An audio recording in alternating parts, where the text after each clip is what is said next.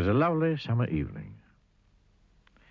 And in Crosspatch Cottage, Mr. Grumpy was at home. He sat down in an armchair and picked up a book. And then, do you know what he did? He tore all the pages out of it. Every one. Mr. Grumpy can't stand books.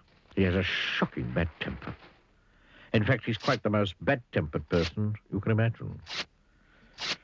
Grumpy by name and even more grumpy by nature.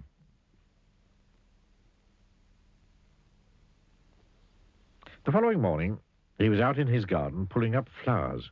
He couldn't stand pretty flowers growing in his garden. When out of the corner of his eye, he saw a figure. It was Mr. Happy.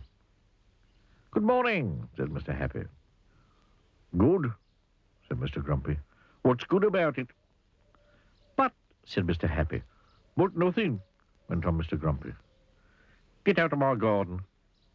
"I beg your pardon," said Mr. Happy. "You heard me," snapped Mr. Grumpy. "Go away." "I say," laughed Mr. Happy, "you're a bad-tempered fellow." "Hum," grunted Mr. Grumpy. "And," went on Mr. Happy, "bad-tempered fellows need to change their ways." "Rubbish," retorted Mr. Grumpy, and went into his cottage, deliberately stepping on Mr. Happy's foot as he passed him. Oh, said Mr. Happy. Bang went the door of Crosspatch Cottage as Mr. Grumpy slammed it behind him. Mr. Happy stood there looking not quite so happy as he normally does. His foot hurt. He thought and thought and thought some more. Then he had an idea. He smiled and went to see Mr. Tickle. Mr. Happy told Mr. Tickle of his idea of how to get Mr. Grumpy to change his ways. And Mr. Tickle grinned the sort of grin that goes from ear to ear. That is, if you have ears, which he doesn't. Oh, he grinned, rubbing the hands at the end of those extraordinarily long arms of his together. That sounds fun. That afternoon, Mr. Grumpy went to town, shopping. He walked into Mr. Meat's shop. Mr. Meat was a butcher. "Give me some sausages," snapped Mr. Grumpy, "and be quick about it." Poor Mr. Meat, who was frightened of Mr. Grumpy, did as he was told. But as he was doing as he was told, something appeared through his shop doorway. Do you know what it was? It was an extraordinarily long arm belonging to...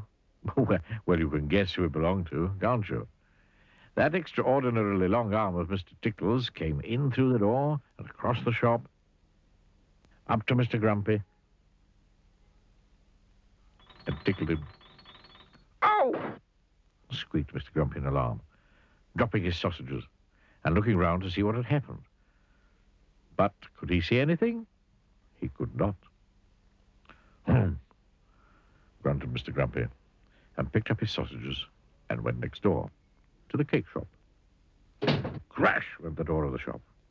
"Give me a cake," snapped Mr. Grumpy, "and hurry up." Poor Mrs. Fairy, who sold cakes, was frightened of Mr. Grumpy, so she did as she was told. But as she was doing as she was told, guess what happened? "Oh!" squeaked Mr. Grumpy, dropping his cake and his sausages. He just could not understand what was happening. And the same thing happened at Mr. Daly's, the newspaper shop, and Mrs. Humbug's, the sweet shop, and at Mr. Bottle's dairy, and at Mr. Packett's, the grocer's. It went on all afternoon. And all afternoon, Mr. Grumpy kept being tickled. Dropping his shopping, picking it up and being tickled, and dropping his shopping and picking it up and being tickled and dropping his shopping and... Oh, he just couldn't understand it.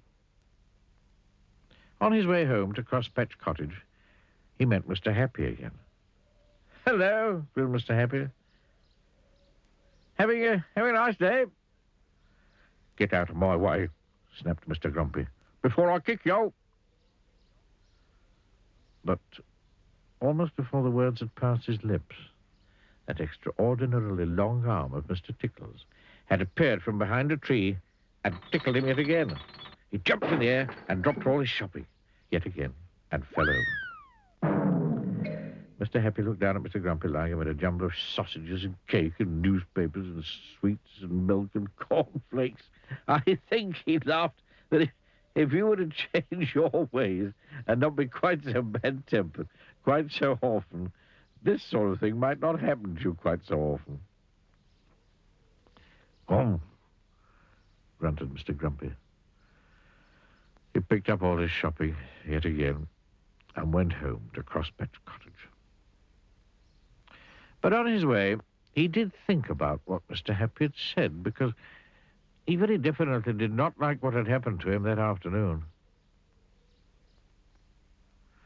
Mr. Happy and Mr. Tickle laughed and shook hands. And so after that, Mr. Grumpy did try not to be quite so bad-tempered, quite so often. And the more he tried, the less he found he was tickled. And so he tried more and more. And these days, he's quite a changed person. Why, only the other evening, he picked up a book, and you know what? He only tore out one page.